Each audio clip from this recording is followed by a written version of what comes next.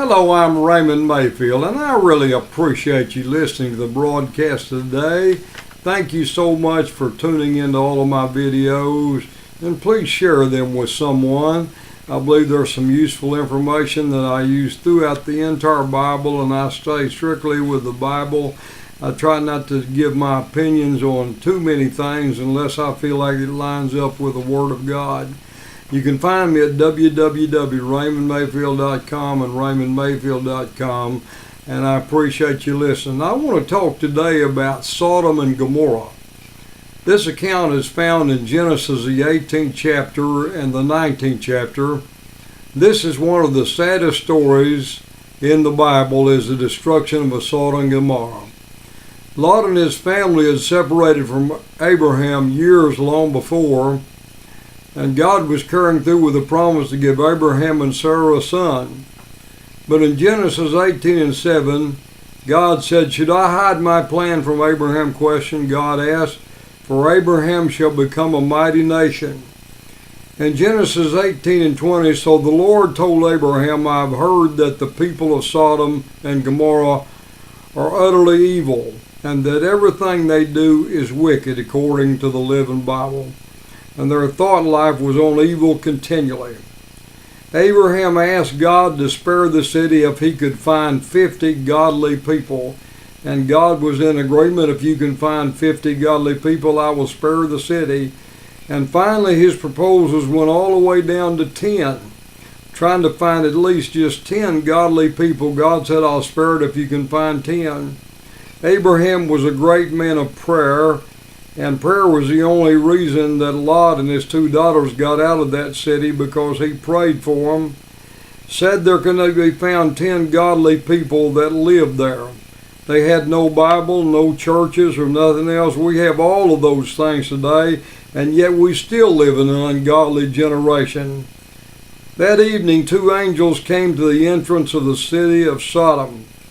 And Lot was in a leadership position in Genesis 19:1. And then Lot invited them in to his home to spend the night and to have a meal. And after a meal, as they were preparing to retire for the night, the men of the city, yes, the Sodomites, it says in the Living Bible, it stresses as, yes, Sodomites, young and old, from all over the city, surrounded the house and shouted to Lot, "Bring out these men to us so we can rape them." Can you imagine men so depraved that they wanted to rape the angels of God? How sad that must have been to see the depravity of that kind of attitude. Lot stepped out the door and said, "Please, fellows, don't do such a wicked thing," in verse 6 and 7. He said, "I have 2 virgin daughters, and I will surrender them to you if you could do as I wish, but leave these men alone." I think it's sad that he offered his own daughters up like that and put them in a terrible situation like that. But they said, "Stand back," they yelled. They began to break down the door. Then Lot pulled back in and bolted the door. The angels helped pull Lot back in, and temporarily blinded the men of Sodom. The angels told them to get their families and prepare to leave. Lot's message to the family: "Up from this place, for the Lord will destroy the city," in Genesis 19:14. The angels had to literally take a hold of their hand and lead them out of the city.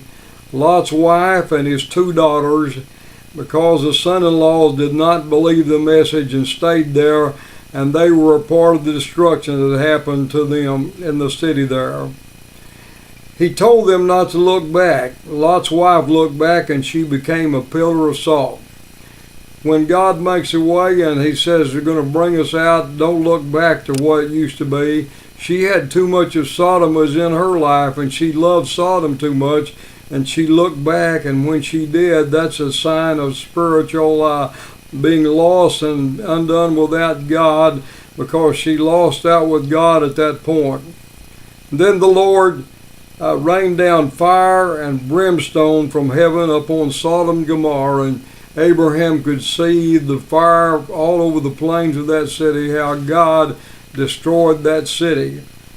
Sodomites means simply men that had all kinds of unnatural sexual relation and copulation with animals, and also other things that had to do with all kinds of sexual things that were unnatural.